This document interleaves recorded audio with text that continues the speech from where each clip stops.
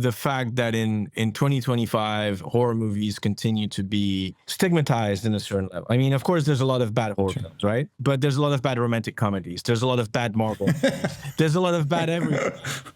So Yeah. I think to me, what's more important is like, well, can we actually have a conversation about the great horror movies or the great romantic comedies or and when you start looking at horror on that level, on the level of greatness, I think the great majority of the films that have stayed with us, that have continued to be a part of the cultural dialogue, are actually horror films. Surprise, surprise. And I think the reason for this is that I think for me, horror movies essentially really function in the same way as fairy tales back in the day, before they were Disneyfied. Like fairy tales hundreds of years ago were essentially rites of passage.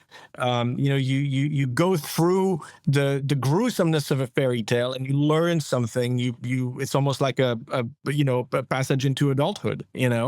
And so I think the great horror films do that. They challenge us. They make us think. They force us to look in the dark mirror of the soul. And I think, as I always say, in our lives on a day-to-day basis, whether it's on a micro level or a macro level, the things that we do or don't do, that we can or can't do, are regulated by fear.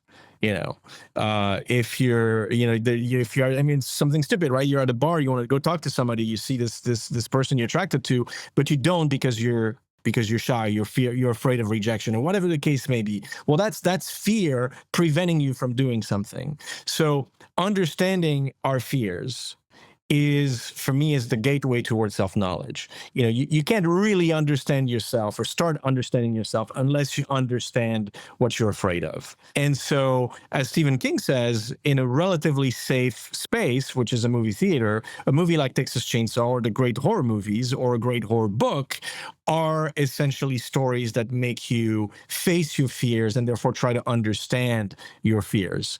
And so that's why horror is such a great genre, an important genre.